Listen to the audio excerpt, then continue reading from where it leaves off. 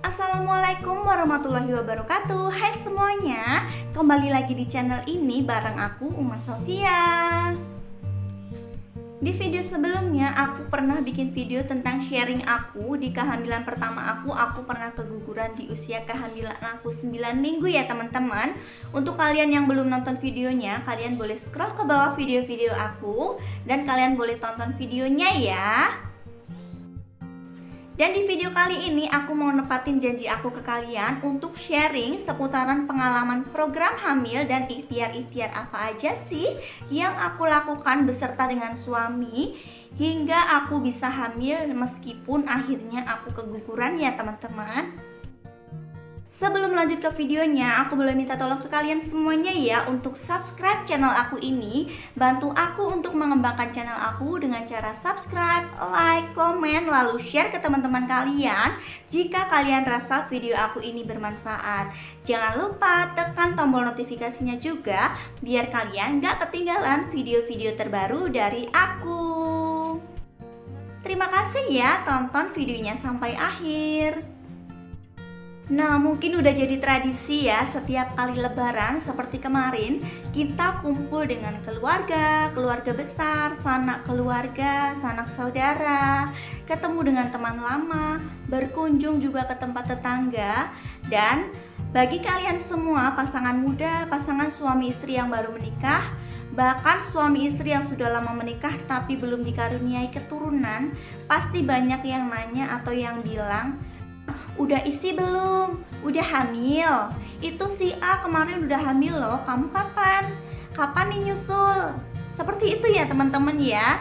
Jadi tenang aja, jangan panik, kalian gak sendiri. Banyak teman-teman seperjuangan, banyak teman-teman pejuang garis 2 seperti kalian. Aku pun pernah merasakan di posisi kalian ya teman-teman ya, dimana lebaran pertama, hari raya Idul Fitri pertama aku dengan suami itu, aku belum dikaruniai keturunan oleh Allah ya teman-teman. Jadi aku pernah ya di posisi kalian semuanya. Memang sih itu jadi pikiran banget, gak bisa dipungkiri. Itu memang pertanyaan yang benar-benar sensitif ya bagi kalian, bagi aku pribadi juga waktu itu. Jadi jangan terlalu dipikirkan ya teman-teman ya. Jangan dijadikan pikiran, jangan dijadikan beban. Karena kita itu harus selalu menjaga mood kita harus selalu bahagia teman-teman. Jadi sampai pada akhirnya 7 bulan setelah aku menikah, aku bisa menepis semua celetukan-celetukan mereka. Aku bisa menepis semua pertanyaan mereka. Dan ya akhirnya aku hamil. Jadi pertama-tama aku mau ngingetin ke kalian semuanya untuk lebih memperhatikan lagi siklus menstruasi kalian. Jadi sebelumnya aku mau ngingetin ke kalian semuanya untuk lebih memperhatikan siklus menstruasi kalian.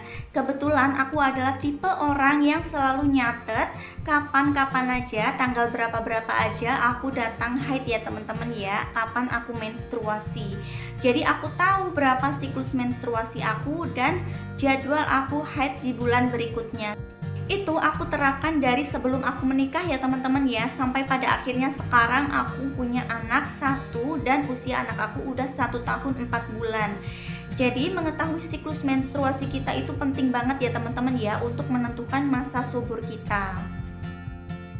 Jadi sebelum menikah itu siklus menstruasi aku teratur ya teman-teman. Tapi jelang-jelang menikah sampai akhirnya aku menikah, setelah menikah itu siklus menstruasi aku berantakan banget teman-teman. Dari yang aku siklus menstruasinya teratur, jadi siklus menstruasi aku itu maju mundur, kadang maju kadang mundur ya. Bahkan siklus menstruasi aku itu bisa sampai 42 hari. Dan itu adalah siklus menstruasi terpanjang aku yang pernah aku alami. Berkali-kali juga aku mencoba untuk tes pack setiap bulan ya, tetapi hasilnya tetap aja 1 garis dan itu negatif. Tapi di sini aku tekankan lagi ke kalian semuanya untuk berprasangka baik kepada Allah kapanpun itu ya teman-teman. Mungkin itu memang belum rezeki aku waktu itu. Nah, rangkaian program hamil dan ikhtiar-ikhtiar apa aja sih yang aku lakukan dengan suami sampai akhirnya aku bisa hamil teman-teman. Nah, yang pertama sekali aku lakukan itu adalah doa dan berprasangka baik kepada Allah ya. Jadi doa itu adalah hal yang paling utama, pertama-tama sekali. Aku waktu itu setiap selesai sholat fardu 5 waktu, aku selalu memanjatkan doa untuk diberikan keturunan yang soleh dan soleha teman-teman. Nanti doanya akan aku cantumkan di bawah ya untuk doanya agar kalian bisa tahu doa apa yang aku panjatkan. Lalu aku juga membaca surat Maryam ayat 1-11, di mana dalam surat Maryam itu adalah kisah tentang seorang Nabi Zakaria yang menanti keturunan hingga usianya senja ya. Dan tentunya untuk doa ini sendiri sesuai dengan agama dan kepercayaan teman-teman masing-masing. Untuk rangkaian program hamil dan ikhtiar aku yang kedua, aku dan suami itu sama-sama bertekad untuk merubah pola hidup dan pola makan aku dan suami menjadi lebih sehat dari sebelumnya teman-teman. Jadi setelah menikah, aku dan suami itu berat badannya sama-sama naik ya, sama-sama berkembang. Suami aku itu bisa naik hampir 10 kilo dalam beberapa bulan menikah, seperti itu teman-teman. Jadi aku dan suami bertekad untuk mengubah pola makan aku untuk menjadi lebih sehat. Yang pertama, pola makannya itu mengurangi atau berpuasa, bahkan ya berpuasa makan makanan instan dan minuman instan seperti mie instan, minum-minuman kemasan. Jadi aku lebih banyak lagi minum air putih ya. Untuk makanannya sendiri, aku perbanyak makan buah dan sayur. Untuk lauknya, proteinnya aku makan seperti biasa teman-teman. Ada tahu, tempe, dan ikan seperti itu. Untuk buahnya sendiri, buah apa aja yang penting waktu itu aku itu ada buah, meskipun dalam satu hari itu adanya cuma buah pisang ya. Untuk sayur-sayuran, yang penting ada sayuran hijau seperti itu. Dan untuk merubah pola hidupnya, aku dan suami ikhtiar sama-sama untuk olahraga ya teman-teman ya. Olahraga aku dan suami itu yang pertama, kami jalan santai ya, jalan pagi, boleh jalan pagi atau jalan sore. Aku dan suami biasa melakukan 2 kali dalam 1 minggu, yaitu Sabtu dan Minggu ketika suami aku libur kerja ya teman-teman ya. Jadi jalan pagi seperti biasa aja, boleh jogging juga, nggak usah lama-lama. Aku cuman melakukan itu selama 30 menit dengan suami aku ya teman-teman. Lalu aku imbangi juga dengan olahraga di rumah sendiri setiap 3 kali dalam 1 minggu. Aku lakukan di siang atau malam hari sebelum tidur ya. Olahraganya itu sendiri aku olahraga ngikutin apa yang ada di YouTube teman-teman. Aku lakukan seperti ada Zumba, aerobik, dan lain-lainnya itu ya. Aku ikutin semua yang ada di YouTube. Dan aku lakukannya itu di kamar aja teman-teman. Nah, untuk rangkaian program hamil dan ikhtiar aku yang ketiga, yaitu aku mencoba untuk mengurangi tingkat stres aku ya teman-teman ya. Aku mengurangi tingkat beban pikiran aku, jadi aku nggak banyak pikir tentang omongan orang-orang yang ngomongin aku tentang aku nggak bisa hamil, aku belum hamil, yang selalu nanyain aku hamil kapan, seperti itu. Jadi semuanya itu untuk kalian pejuang garis 2, ini penting banget, kurangi stres kalian, kurangi beban pikiran kalian, karena pikiran-pikiran kalian itu bisa mempengaruhi tentang siklus menstruasi juga teman-teman, bisa mempengaruhi hormon kalian ya. Jadi aku pesan ke kalian semuanya untuk lebih bahagia, untuk menjadi diri sendiri, dan gak banyak memikirkan omongan-omongan orang lain. Program hamil dan ikhtiar aku yang keempat, yaitu aku mengkonsumsi vitamin E dan asam folat. Jadi aku mengkonsumsi vitamin E dan asam folat ya teman-teman ya. Aku dan suami, kami sama-sama berdua ya untuk mengkonsumsi vitamin E dan asam folat ini. Yang pertama, aku mengkonsumsi vitamin E, aku merek Natur E ya, waktu itu Natur E yang warna hijau. Jadi aku minumnya itu 1 kali sehari. Jadi vitamin E ini fungsinya untuk memperbaiki tingkat kesuburan ya teman-teman ya, baik untuk wanita atau prianya sendiri. Untuk wanita bisa menebalkan dinding rahim, dimana dinding rahim itu adalah tempat menempelnya bakal janin kita ya, tempat penempelan plasenta untuk janin kita nanti. Kalau untuk prianya sendiri bisa untuk memperbaiki sel spermanya, memperbaiki kualitas spermanya seperti itu. Untuk asam folatnya aku minum Folavit, aku dan suami masing-masing 1 kali sehari juga ya. Untuk asam folat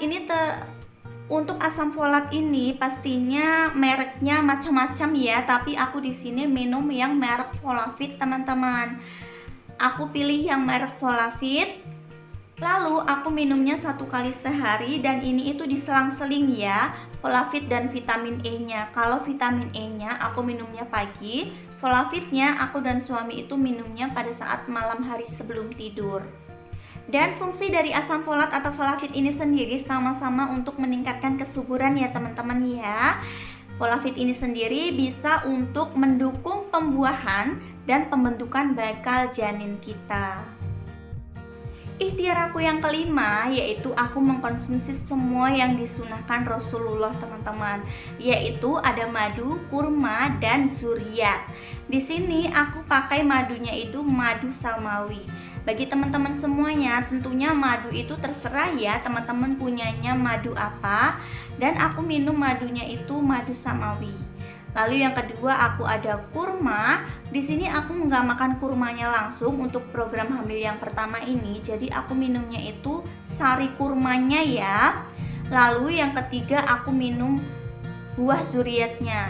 Buah zuriat di sini aku pakainya yang serbuk ya teman-teman ya. Jadi aku beli serbuk buah zuriatnya, bukan buahnya langsung tetapi serbuknya teman-teman. Jadi serbuknya itu aku rebus menjadi setengahnya ya, sampai menyusut menjadi setengahnya. Aku minum 1 kali pagi dan 1 kali malam. Biasanya malam itu aku minum 3 jam sebelum tidur atau 3 jam sebelum berhubungan badan, seperti itu teman-teman. Tentunya dalam botol serbuk zuriat itu sudah ada tata caranya sendiri ya untuk menyajikannya.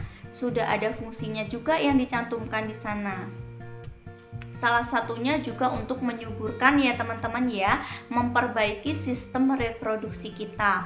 Sama juga untuk memperbaiki siklus menstruasi aku tadi. Jadi setelah aku mengkonsumsi semua sunnah Rasul ini dan aku melakukan ikhtiar-ikhtiar sebelumnya itu, alhamdulillah siklus menstruasi aku itu menjadi lebih teratur teman-teman. Sekitaran 2 atau 3 bulanan aku melakukan ikhtiar ini, alhamdulillah aku bisa mendapatkan 2 garis merah dalam test pack aku, dan ya akhirnya aku hamil. Nah, untuk rangkaian program hamil dan ikhtiar aku yang terakhir atau yang keenam yaitu berusaha untuk mengenal masa subur kita.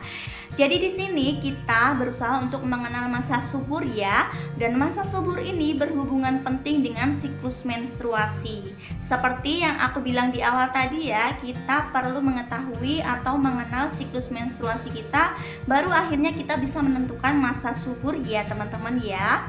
Karena dari siklus menstruasi itu kita bisa menentukan masa subur atau masa ovulasi, di mana sel telur kita bisa siap untuk dibuahi. Jadi bukan hanya kita sebagai perempuan aja, wanita aja yang perlu mengenal masa subur kita, pria atau suami kita juga wajib mengenali masa subur ya teman-teman ya, karena di sini diperlukan kerjasama antara wanita dan pria, antara suami dan istri untuk sama-sama mengenal masa subur ini. Biasanya ciri-ciri dari masa subur itu sendiri adalah keluarnya lendir serviks ya teman-teman ya.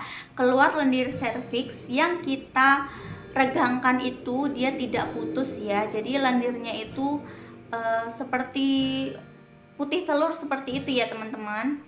Jadi untuk menentukan masa subur itu berdasarkan dari siklus menstruasi. Untuk siklus menstruasi yang teratur seperti aku, masa subur itu bisa terjadi pada 12 atau 16 hari sebelum menstruasi berikutnya. Jadi pada saat tanggal 12 atau sampai 16 itu paling bagus untuk dilakukan hubungan suami istri ya. Dan tentu saja hubungan suami istri ini dilakukan tidak boleh setiap hari ya teman-teman ya. Ilmu ini aku dapat dari dokter SPOG-nya langsung, dari dokter kandungan langsung, dimana dulu aku bekerja ya di klinik bersalin. di daerah Tanjung Pinang. Di sini ada yang dari Tanjung Pinang, Kepulauan Riau. Jadi dulu aku pernah kerja di salah satu klinik bersalin milik dokter senior di sana ya teman-teman ya.